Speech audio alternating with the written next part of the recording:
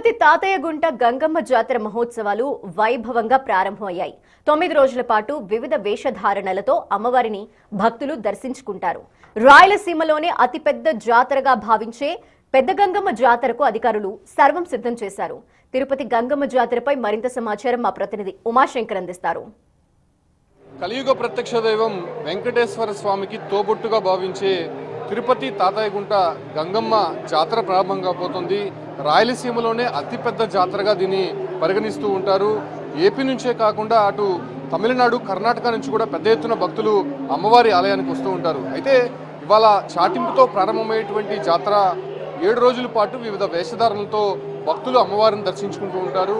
అయితే 8వ రోజున తిరుపతిలో అత్యంత వైభవంగా జాతర నిర్వహిస్తారు. అయితే ఈ ఒక్క ఉత్సవాలకి సంబంధించి ప్రత్యేకించి ఇక్కడ సందడి నెలకొంటూ ఉంటుంది. అసలు జాతర విశేషాలేంటి, ఈ యొక్క 8 రోజుల పాటు జాతర ఎలా జరుగుతుందో తెలుసుకుందాం. శ్రీకృష్ణ శర్మ స్వామి ఉన్నారు. స్వామి, ఏంటి అమ్మవారి జాతరకు సంబంధించి అందరికీ కూడా ఆసక్తి నెలకొంటూ ఉంటుంది. ఈ జాతర సమయంలో ఒక్కసారైనా అమ్మవారిని వేషం వేసుకొని దర్శించుకుంటూ ఉంటారు. అసలు ఈ సాంప్రదాయం ఎలా వచ్చింది, 8 రోజుల పాటు జరుగుతుంది? తిరుపతి గ్రామదేవత శ్రీ తాతయ్యగుంట గంగమ్మ తల్లి. ఈ గంగమ్మ దేవత శ్రీ వెంకటేశ్వర స్వామికి స్వయంగా చెల్లెలుగా ప్రసిద్ధి చెందినటువంటి మహిమాన్వితమైన శాక్తయ్య దేవత. క్రీస్తు శకం 15వ శతాబ్దం నుంచి ఈ గంగమ్మ గ్రామదేవతగా ఉండడం, పద కవితా పితామహుడైనటువంటి అన్నమాచార్యులు కూడా అమ్మవారిని దర్శించినట్లుగా మనకి చరిత్ర శాసనాలు చెప్తూ ఉన్నాయి. ప్రధానంగా అమ్మవారికి చేసే ఉత్సవాలలో జాతర చాలా ప్రధానమైనటువంటిది. ఈ గంగ జాతర ప్రతి సంవత్సరము మే నెలలో, అంటే వైశాఖ మాసంలో ఈ గంగ జాతర జరుగుతుంది. ఈ గంగ జాతర మొత్తం కూడా 10 మంగళవారాలు నిర్వహించబడుతుంది.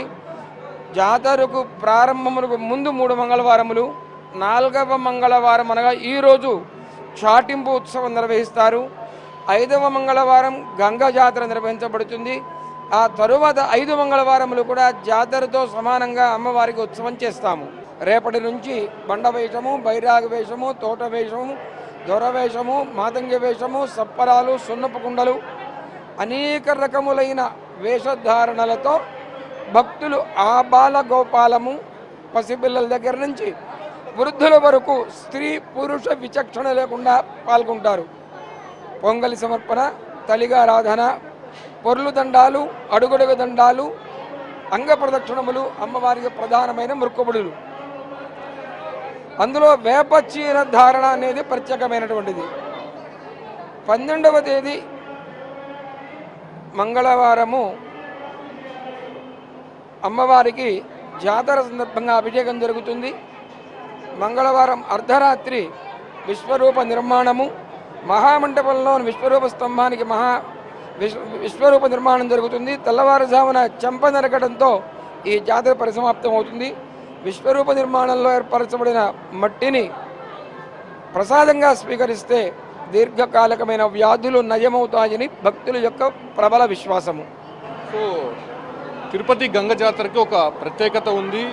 మహిళల్ని వేధిస్తున్నటువంటి పాలగాడికి సంబంధించి అతన్ని సంహరించేందుకు తిరుపతి గంగమ్మ వివిధ వేషధారణలతో ఆమె రూపంగా ధరించి అతన్ని సంహరించినటువంటి చరిత్ర ఉంది. సో అందుకే దాదాపు 7 రోజుల పాటు వివిధ వేషధారణలతో భక్తులంతా ఇక్కడ గంగమ్మకి దర్శించుకుంటూ ఉంటారు. ఆ తర్వాత జాతర, విశ్వరూప దర్శనం. విశ్వరూప దర్శనానికి దాదాపు 50 నుంచి 1,00,000 మంది కూడా తిరుపతికి వచ్చేటువంటి అవకాశం ఉండడంతో ఇప్పటికే జాతరకు సంబంధించి అన్ని ఏర్పాట్లు కూడా పూర్తి చేశారు. అమ్మవారి అలంకరణ కావచ్చు, లేకపోతే వచ్చేటువంటి భక్తులకి ఎటువంటి ఇబ్బంది కలగకుండా ఆలయ కమిటీ అంతా కూడా ఏర్పాట్లు ముమ్మరం చేసినటువంటి పరిస్థితి తిరుపతిలో కనిపిస్తోంది. వీడియో జర్నలిస్ట్ పురుషోత్తంతో ఉమాశంకర్, బిగ్ టీవీ, తిరుపతి.